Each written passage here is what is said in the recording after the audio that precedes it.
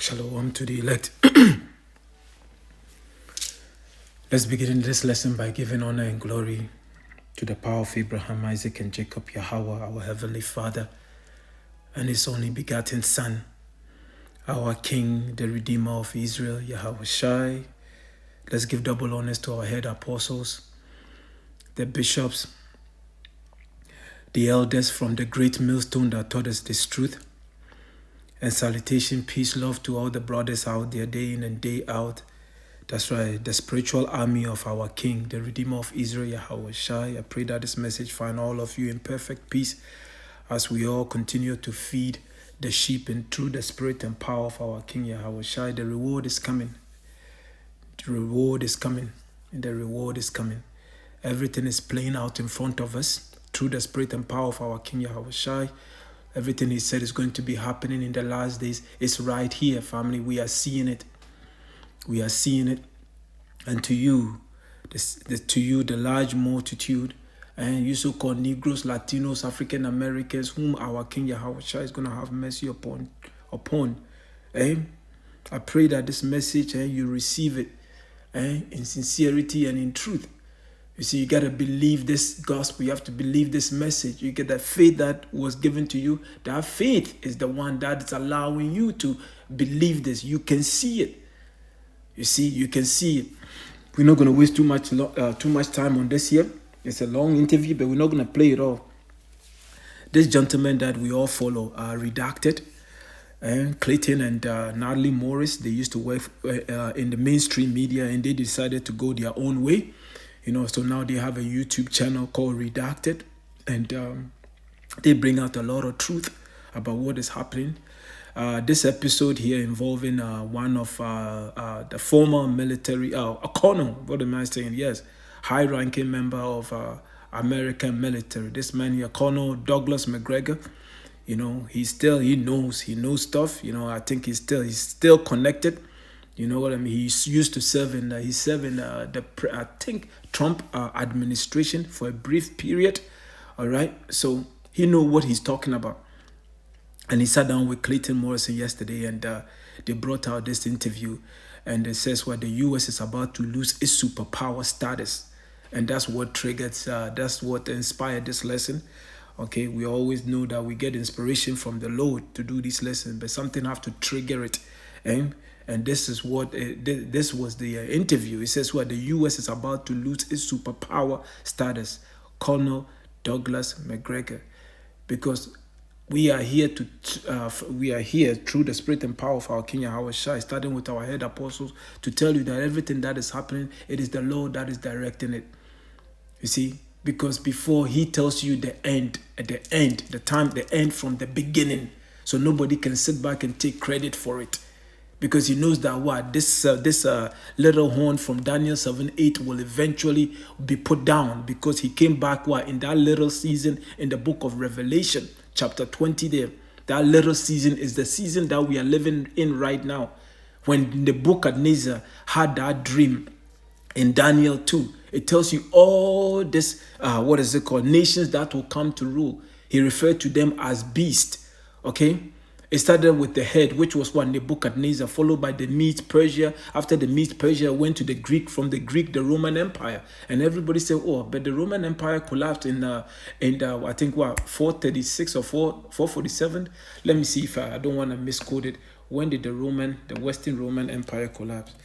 When did the Western Roman Empire fall? I think it's 476. Yeah, 476 AD.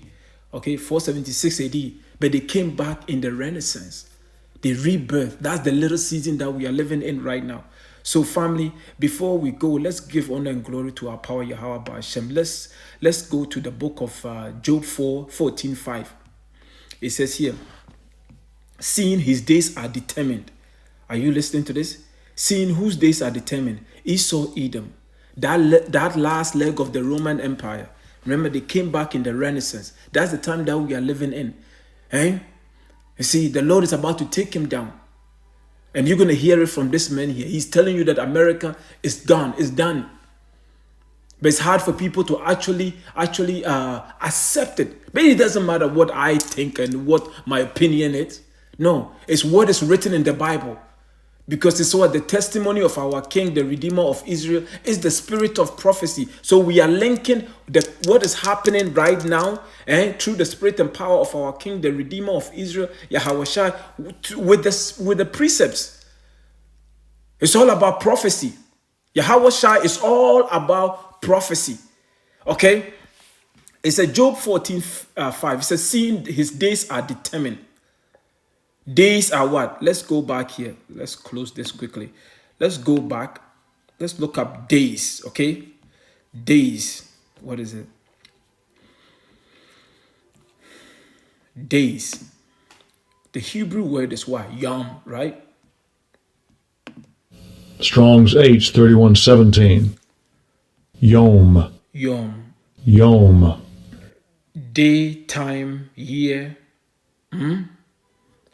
Time, period. Okay, a period of time. Sometimes it's called age. Okay, that's what the Lord gave him, a period of time. That little season is up. Okay, let's look up another word here. It says what? Abound. It says here, let's look up it because it says what? His days are what? Seeing his days are determined, the number of his months are with thee. Thou hast appointed his bounds that he cannot pass it.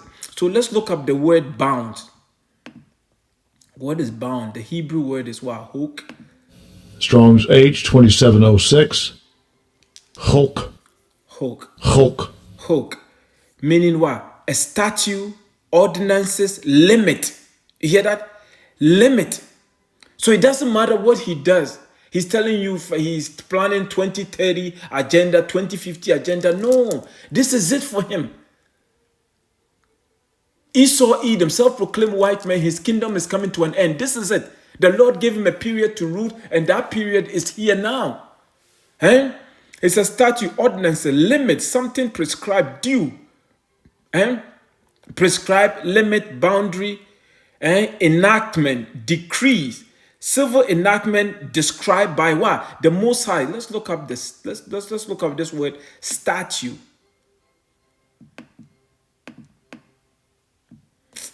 I don't know what is happening with this thing. Let's go look up the word statue. Look up statue. Okay. What did it say? A written law passed by a legislative body. But here, this will caught my attention. It says in biblical use, a law or a decree made by who? Sovereign. Why? Sovereign power. And by the Lord Yahweh Ba'ashem. So if the Lord says he has set a bound, a limit that he cannot pass, you can break that law. You can break that law. So that's the time that we are in. Because the Lord set a bound for Esau to rule, and the time has come for him to remove him. And now let's go back quickly. Let's read here. Let's actually, you know what? I've never done this. Let's go back. Let's read the NLT. Let's see if we can get the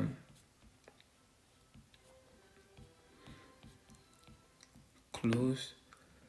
Let's go to NLT. Let's read the NLT. Just hear another version of it. Let's go to NLT. What does it say? You have decided the length of our lives. Job 14:5. You know how many months we will live. And we are not given a minute longer. You hear that? We are not given a minute longer. So the Lord set your years. He knows when you're going to come out. He knows when you're going to go back. Okay? Come out of your mother's womb and boom, the time comes. Your time is up. You're gone. He sets a limit. That's why he says the Lord has set a bound for Esau. The same thing when it comes to what? Kingdoms. Because if you go back, let's go. Did I have that image up? Let me go here. Family, we are here to lift up. So you look at this image, okay? This is the dream that Nebuchadnezzar had. And Daniel too. It says here, these are the kingdoms that will come to rule. And the Lord set all these kingdoms up. And the book of Psalm 75. He set them up. And then the time comes and he removed them. The golden age, Babylon came at what? 634 to 562 BC. That's the head, the golden, that's the head. The silver is what? Is the Medes and the Persian.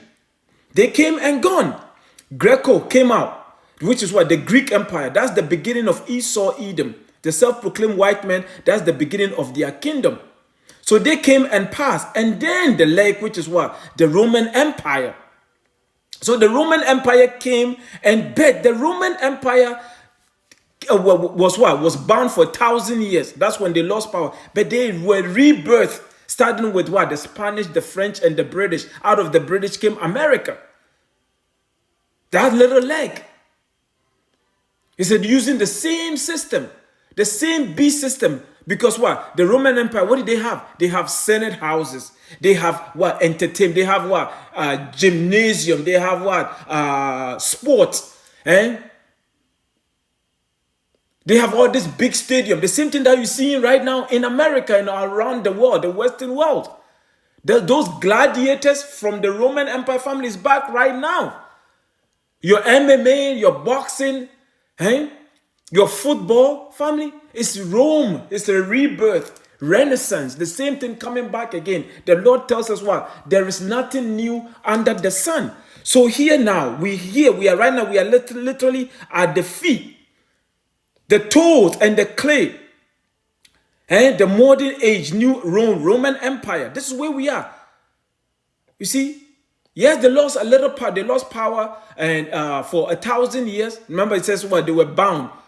And then they will come back in a little season. And families there in Revelation chapter 20. That's the little season that we are living in. So it's the Lord that set all these kings up. Even the book of Nebuchadnezzar, after the Lord humbles him, where is that? Did I have it?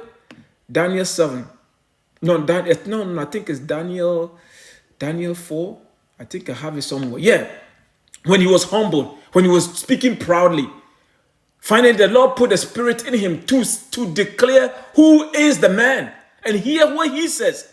Listen to the book of Daniel 7:4. Because the whole Daniel 4 is good. Because after the Lord humbles him, and then he reduced him to like beast status, when he came back into his right mind, guess what?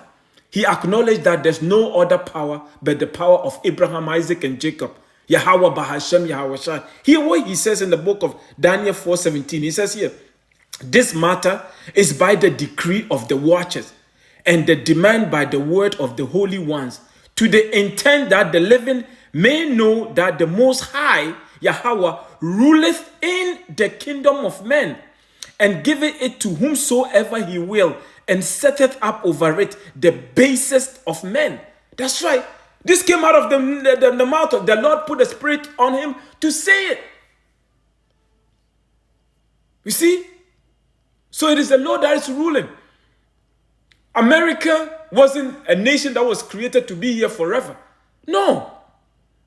America was created to bring both the northern and the southern tribe here to be punished for going off, worshiping idols, for breaking the law of the Most High Yahweh Bahashem Yahweh Shai, and the time will come when they will be rescued. Those are the remnant that are going to be what? Delivered. Just like we were delivered from ancient Egypt, the same thing is about to happen right now. That's why America is falling. Babylon can never be healed. You see, we know that. It's because it's written in the Bible. It was given to us. Everything is happening in front of the family. This whole thing is just it's a movie, it's a theater. Everybody's playing their part. Those that are blinded, the Lord blinded them. Those who are illuminated, the elect, that's right. The elect are the true Illuminatis, okay? Let's get it right. Okay? They know what is happening through the spirit and power of our King, the Redeemer of Israel, Yahweh Shai. Because this gospel here, family, you can't buy it. You can't get it from your institution. This is the spirit coming directly from our power, Yahweh. When Yahweh Shai went into the synagogue to teach, and then when he was confounding all the Pharisees, the Sadducees, they asked him, like, who is this guy here? Roughly prophet. He said, who is this? And somebody said, oh, isn't this Mary's son? Isn't this his father, Joseph? Where did he get this doctrine from? Because why? He told them that this is not my doctrine. This doctrine is from the Most High, his father. And then they're always trying to kill him. How could you say you are the son of the Most High? But we know that he is the son of the Most High because it was given to us. You see, the elect, there's no questioning. The elect were picked before the foundation of the earth, and they're going to die on this gospel here. That's right. This is it for the elect. Because they were meant to get it. That's why Yahweh Shai said, I think it was there, one of the apostles asked him, why do you speak to them in parables? And the Lord says, no, it's not for them to know it, but it's for you. You see? It was for you. For them, it wasn't given, but it's for you. Roughly to paraphrase it. You see, only the elect are going to receive this message. You see, for the intent that the living may know that the Most High ruleth in the kingdom of men. Let's finish another one here to let you know that the Lord is the one that's ruling. And the time has come. America is going to fall. You're going to hear it from this man here. You're going to hear it from the Colonel Douglas MacGregor. Family, he knows his stuff. This is a powerful interview. And just one more precept and we're going to allow him to speak. It says here, Psalm 75. It says, no, let's read the KJV. Please bear with me. Psalm 75, verse, what happened here? Verse 7. No, let's pick up verse 6. It says, for promotion cometh neither from the east, nor from the west, nor from the south. But the Most High is the judge. You hear that? The Most High is the judge. He putteth down one and setteth up another. Let's get another version here. Let's get another version quickly. It says what? He putteth down one and setteth up another. He's about to put Esau down because Esau is the end of the world and Jacob is the beginning of it that followeth. Now let's get another version here. It says here, let's go to let's read the NLT. I'm just curious. It is the Most High alone who judges. He decides who will rise and who will fall. You hear that? He decides who will rise and who will fall. That's right. Jacob is about to be risen, about to rise, and then Esau is going to fall. That is what we are about to enter into. Now, let's allow Clayton and MacGregor. Let's go. Still a superpower? Is it the greatest military in the world? Over the past few hours, the House of Representatives has passed a $886 billion defense bill. That doesn't account for the hundreds of billions of dollars they don't tell you about. This will go to President Biden's desk to be signed. Presumably, it should make Americans feel safer, right? It should propel us to superhero status in the United States. But it looks like it's done the opposite of that, as our U.S. southern border is like a sieve. Tens of thousands of people pouring across the border every day. Bridges crumbling. Tent cities across the United States. The de-dollarization of the United States dollar is happening in real time. Just listen to Vladimir Putin at a major press conference over the past few days talking about the de-dollarization. Was 87% of all transactions in Russia, now down to 20%. So is the United States still a superpower? Let's ask Colonel Douglas MacGregor. He's the CEO of OurCountryOurChoice.com, retired combat veteran and Sec Defense Advisor under President Trump. Colonel, great to see you. Happy holidays to you and Merry Christmas. Same to you, Clayton. So I'll ask you, I'll start there. I mean, it's a very broad, sort of 35,000-foot question, but when you see this National Defense Authorization Act, $886 billion, and Americans are struggling to put food on their table right now, should Americans feel safer that their government has just spent that amount of money to shovel to the Pentagon? Clayton, this is probably a good time for a retrospective. We're headed into the end of the year. And if we look back on the last 2.5 years of the Biden administration, we could actually go further than that. But certainly if we just focus on the time since Biden took office, there's a legitimate question about the current strength and power of the United States, both internally as a society and externally as an actor on the world stage. And there's a real question about our future. Where are we really headed? And I think the answer is nowhere good. We are actually in a rapid decline as a great power. The problem is we have a government similar to the scene in The Wizard of Oz with the little man behind the curtain who is manipulating lights and images in front of everyone. And suddenly the little dog runs over, pulls the curtain back, and the people discover, my God, there's nothing behind any of this. I think we're getting close to it. We're not there yet because still the majority of Americans are not really paying attention to what happens overseas. In fact, too many of them are not paying attention to what's going on inside the country. A lot of them are beginning finally to notice the rising criminality, the human trafficking, the drug crisis because of the open borders. But still, there are too many Americans who are sitting comfortably watching football and trying to find out about Taylor Swift's love life. And when someone brings bad things up, too many of them are saying, well, it's not really my problem. It is their problem. They live inside this country. They can't ignore the plight of people on the Texas border, the people in southern Arizona, and the people in southern California, but we do. And at the same time, we have to go back and look at this terrible war that's occurred in Ukraine. What has happened in Ukraine? Everything that we have predicted, and I'm talking about the government and its minions and its supporters in the mainstream media, has failed. All of the advice that we have given to the Ukrainians, all of the equipment that we have given to them, none of it has worked. It's all failed miserably. I think of at least 1 billion plus people around the world who pay attention. America is weak. America looks vapid. And then we have this president who has trouble grinding out 2 or 3 coherent sentences. And we just listened to President Putin of the Russian state speak for over 4 hours. He delivers a speech and then he speaks extemporaneously for hours, answering questions for hours without notes because he has command of the information, command of the material. That's one of the big reasons that Putin has such support inside of Russia. He's a highly intelligent man, and he is absolutely committed to what is in the best interest of Russia.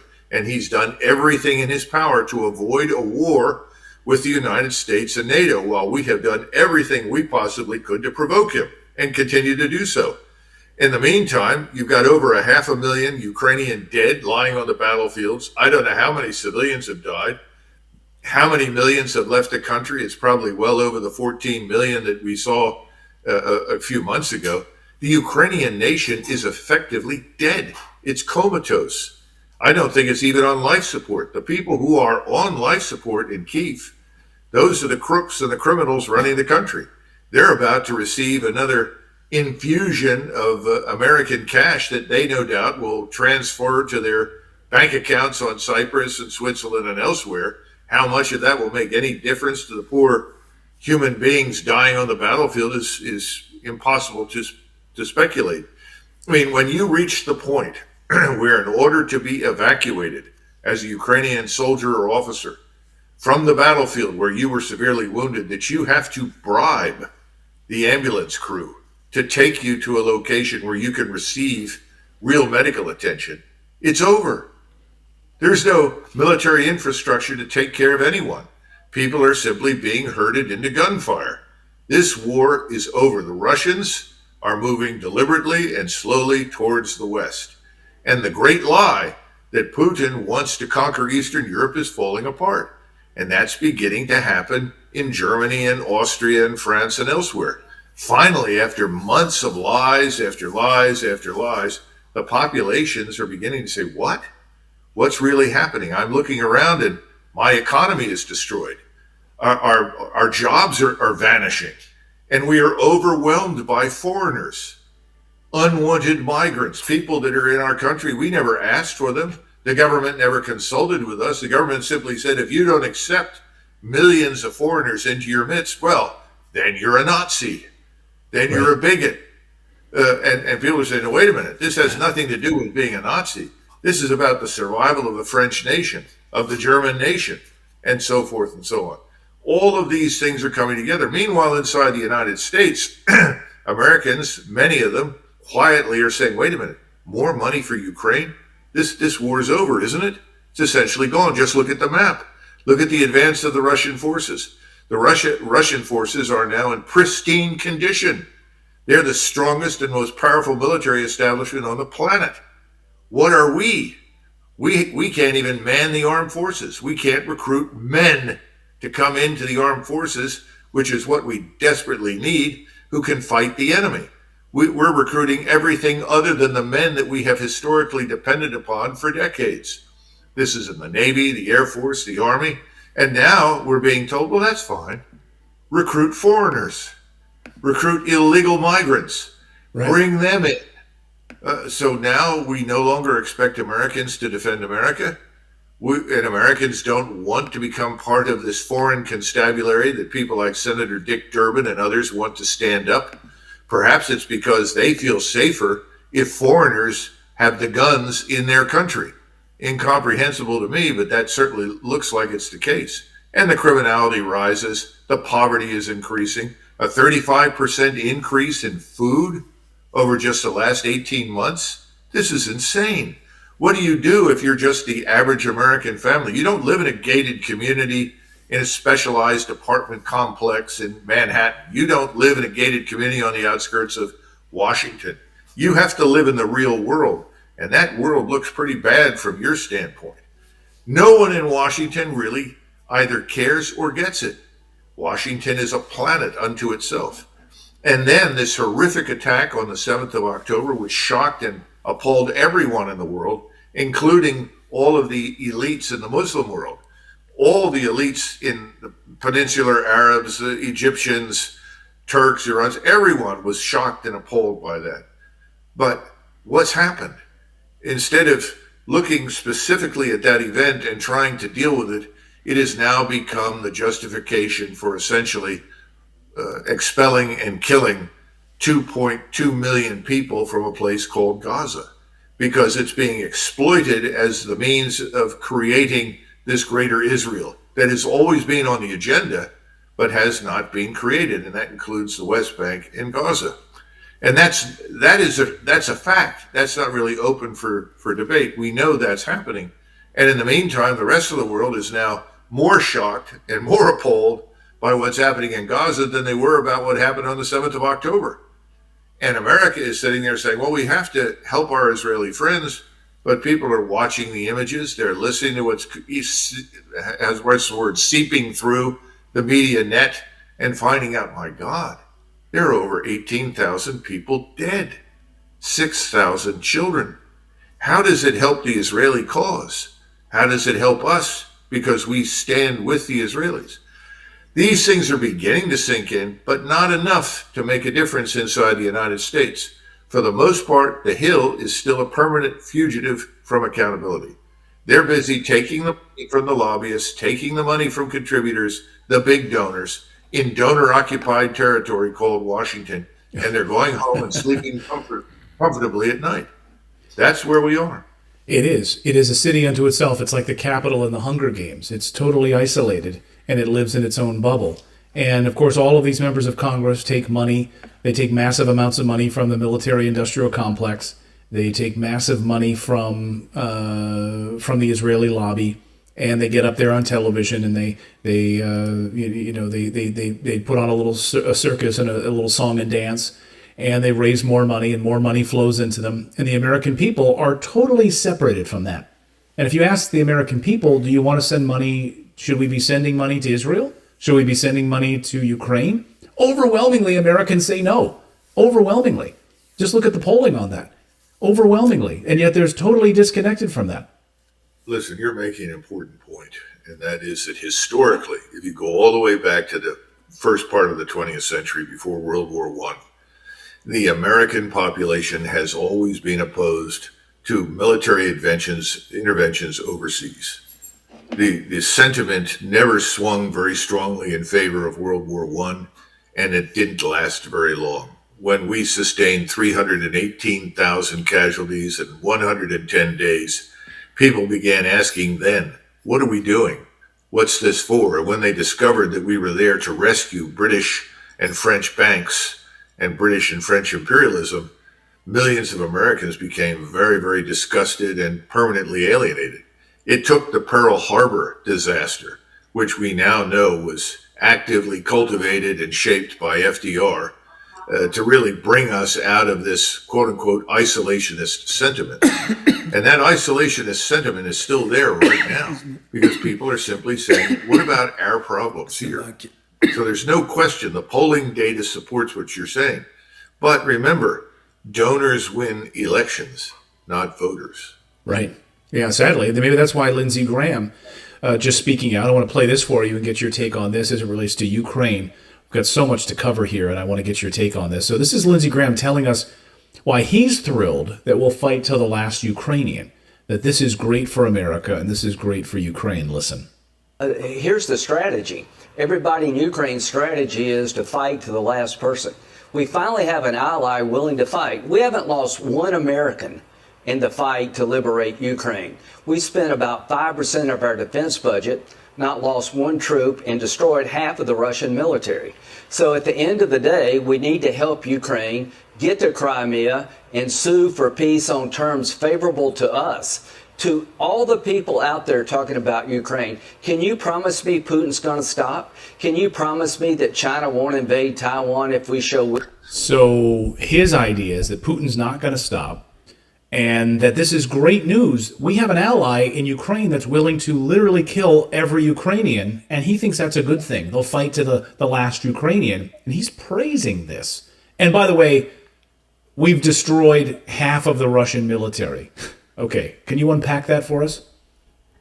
Well, let's start with his assertions about Ukraine. Our friend Zelensky is increasingly a Mussolini-like figure.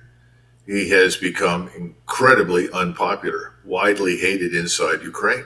He's already hated by his generals and most of the officers that are trying to keep what is left of the Ukrainian army together.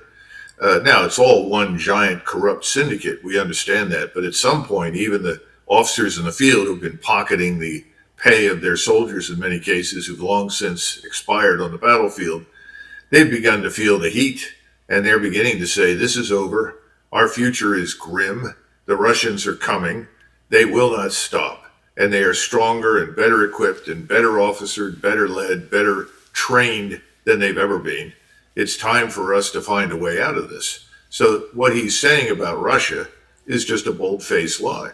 I mean, Russia's economy is going gangbusters right now.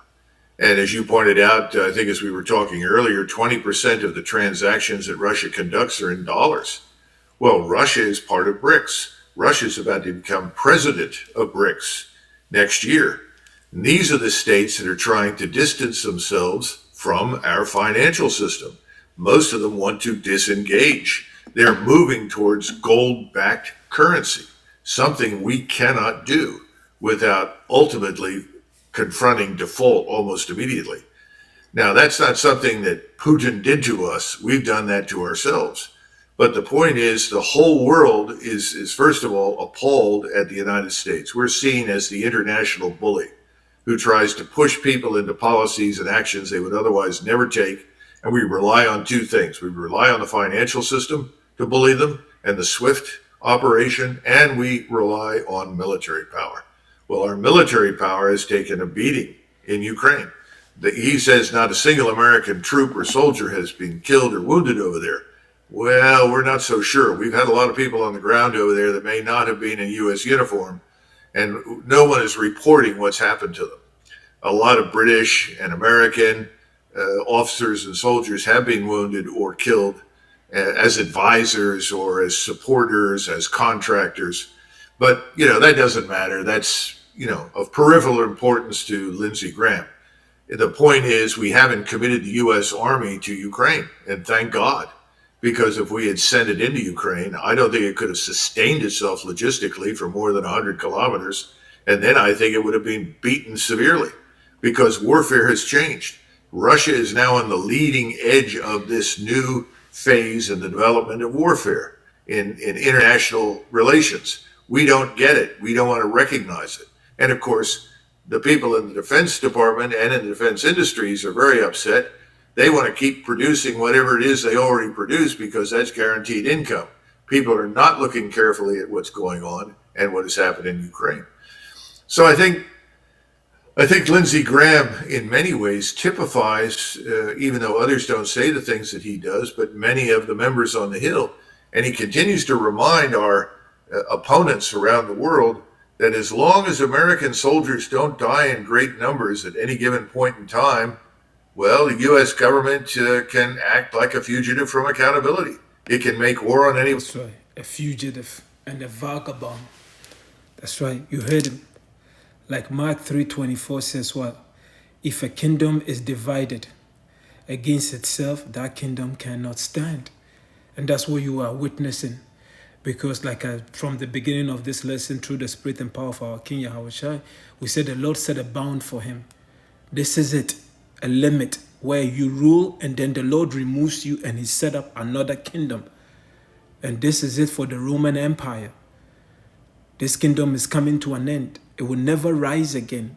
That's it. It is finished. America as we know it, Babylon the Great, this is the end of it. And we know that according to according to the Holy Scriptures, it is going to be the kings of the Medes, which are what? Russia, along with its allies that are going to finally take down this beast system. That's right. And as we are already witnessing in the so-called Middle East, which is West Asia, you see all these nations gathering together just to fulfill that prophecy. The war of Armageddon. That's where everything is leading to. You see, that's why we're here to lift up the name of our power, the power of Abraham, Isaac, and Jacob, Yahweh, and his only begotten son, Yahushua, just to prove once again that he says that the word that goes out of his mouth will not return to him void. That is the sure winning ticket, the sure winning numbers. You want to play low, if you're a gambler and you want true number, this is it. This is it, the word of the Lord. That is 100%. You cannot add to it. You can't remove from it. This is who's governing the entire world. All these people that you see, your president, your prime minister, your kings and your princesses, the Lord set them up. That's right. The Lord set them up. And if the Lord tells you that their so-called new world order, where they're going to microchip everybody and put you in 15-minute cities, the Lord says they will not fulfill their enterprise. Because this is it for them. This third world war is going to end their kingdom. That's what is coming. It says, make bright the arrows, gather the shields. The Lord have raised up the spirit of the kings of the Medes, that's Russia, for his device against who? Babylon, that is America. To destroy it, because it is the vengeance of the Lord, the vengeance of his temple. That's right. Who's the Lord's temple? That's right, the Israelite. Starting with 144,000. That's right. We're not building no physical temple, the third temple in Israel. No. You are witnessing the spiritual temple that has been built right in front of you. But Esau can't see it because it wasn't given to him. Those are the men, the 144,000. That's the temple. Because the Lord is going to directly dwell in us. Because we're going to be perfect this time. So his spirit is going to be in us. The reason why he can't dwell in us right now is because we are filthy. We are filthy. But the moment Yahweh changes us, that's right, Yahweh, his spirit directly is going to dwell in us. That is a temple that is about to take over. We are going to be perfect. The law, statutes, and commandments are going to be in our hearts, and that's what's going to govern the land. Please bear with me. Let me see if I can bring this out. I want to read this quickly in G&T. I brought it up. This is 2 Ezra 6. Okay? And family, I'll put that interview in the description box. It's very, very powerful. He said a lot of things in that interview. It shows you America is finished. There's nothing, family. They are gathering together in the Middle East as we speak right now. You see? What is happening in Gaza between Palestine and Israel? Family, this is just an appetizer. Okay? This is the beginning stages. 2024, it's going to be a year to remember. Oh yeah, it's going to be a year to remember. There's a lot, it's going to be a lot. Tribulation is coming. You see, tribulation is coming, and then we can't wait. Because we are putting our trust in the Lord. You see? The elect, we're putting our trust in the Lord. 2 Ezra chapter 6, and we're going to wrap this up. Let's pick it up from verse 6.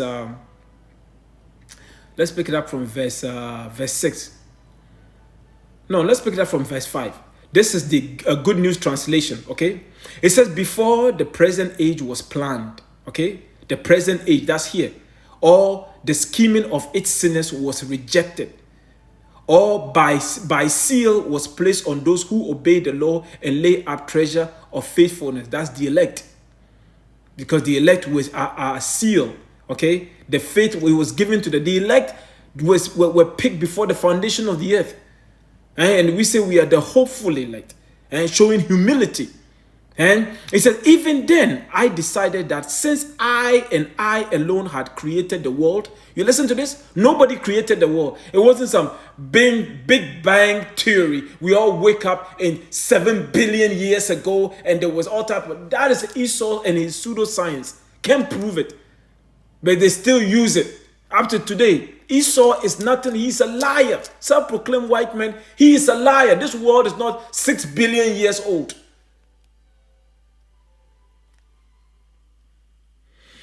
It says here, it says, what was it? Even then, I decided that since I and I alone had created the world, I and I alone would bring it to an end. Listen to this.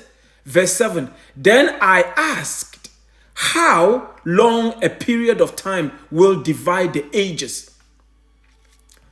When will the first age end? You hear that? The first age end and the next age begins. So if anybody tell you, oh, the world is coming to an end. No, it is an age, a period. Okay? A nation is ruling right now. The Lord set them up and the Lord is about to remove that nation. That is Esau, Edom, self-proclaimed white man. He says here, he answered, let me go back to verse 7 again. Then I asked, how long a period of time will divide the ages? When will the first age end and the next age begin? He answered, this is Uriel, the archangel that the Lord sent to reveal to Ezra what is going to be happening in the last days. He answered, the interval will be no longer than that between Abraham and who? Isaac. It meant to say Isaac. It's not Abraham and Abraham. Abraham and Isaac. He was the grandfather of both Jacob and Esau. That's Abraham. Because Abraham's son is what? Isaac. So Abraham was the grandfather, right? He was the grandfather of both Jacob and Esau. Esau is what? The self-proclaimed white man. His name was changed to Edom. They are the Edomites. Edom simply means red. And when they were born, listen to this. When they were born, Jacob was holding Esau's heel. Esau, listen to this very, very carefully. Esau, self-proclaimed white man, represents the end of this age. You hear that? That is why this interview is so powerful, because he says what? America is losing what? Its power, because this is the Lord. He's about to remove him. Every empire before the four family, this is what you see. You see, financial system collapse, morality, family all-time low. Civil war, that's right. This is what you see before the empire collapsed, and that's what we are witnessing right now. You see, he says here, Esau, self-proclaimed white man, also call himself as Caucasian and British, I'm German, Italian, Portuguese, that's right, I'm Englishman, that's right, they are Esau, Edom. Represent the end of this age, and Jacob, the 12 tribes, you so-called Negroes, Latinos, African Americans, Native American, that's right, so black, it was Hispanic. This good news is for you. It is for you. This is not your kingdom. You were brought here to be punished. This is not your kingdom. Don't invest in this world. The Lord, our King, told us 2,000 plus years ago. He says, go preach to the lost sheep of the house of Israel. Tell them the kingdom of heaven is at hand. He told the Roman generals that this is not my kingdom. If this is my kingdom, guess what? My servants will fight. We are pilgrims on this planet here, on our way to a holy land, Jerusalem. And that's what we are looking forward to. Yahweh Ratazah. He says here, Esau represent the end of this age, and Jacob represent the beginning of the new age. You hear that? That's right. Esau is the end of this age. That's right. Esau represent what? The end of this age, and Jacob represent the beginning of the new age. So if Jacob's hand, listen to this carefully. So if Jacob's hand is the beginning and Esau's heel is the end, do not try to find any space in between, because nobody's going to be ruling between these two nations. That because Esau represents a nation, Jacob represents a nation. That's why nobody is going to be ruling between us. The moment Esau falls, it is Jacob's. That's why kingdom, our kingdom, Yahweh Ratazah. So family, I will leave it there. I hope you get something out of this. I hope you get something out of it. We thank the Lord Yahweh Bahashem Yahushua. He's allowing the dragon Esau to speak. And he's put the spirit on them to tell you what is happening. But we go through the precept and we link it up through the spirit and power of our King Yahweh. Because the family, without the Holy Spirit, we are through. That's what allows us to do this lessons. You see, that's what allows us to do this lesson. And we are extremely grateful. Because this is it. This is the true treasures. This is what is going to lead us into what? Into the kingdom. That's what is coming. It's going to be on this planet here. But the difference is we're going to receive new bodies. Laws, statutes, and commandments are going to be in our hearts. We're going to be perfect, and we're going to rulership. We're going to rule. The men are going to be the kings and priests of the coming kingdom. You see how Esau have what? He have his Senate. He have his Senate, how he has his congressmen, and he member of parliament. No, we're going to have kings and priests. That's why it's going to be different for Yahweh Shai. That's how he's setting us up. Oh yeah, he's going to deck us all up. That's what is coming. I'll leave it there. I'll leave it there. Yes, Esau is the end of the kingdom, the end of this world, the end of this world, and Jacob is the beginning of it that follow it. And the Lord is the one that set one up and then remove them. He set you up, the time comes, he remove you, he put somebody else in place. It's that simple. It's that simple. It's that simple, family. This is not complicated. Esau will never rise again. From here, they're all going into captivity. That's why we're going to be the slave masters in the kingdom. Yeah. Family, meditate on that. We're going to be the slave masters in the kingdom of heaven. That's what is coming.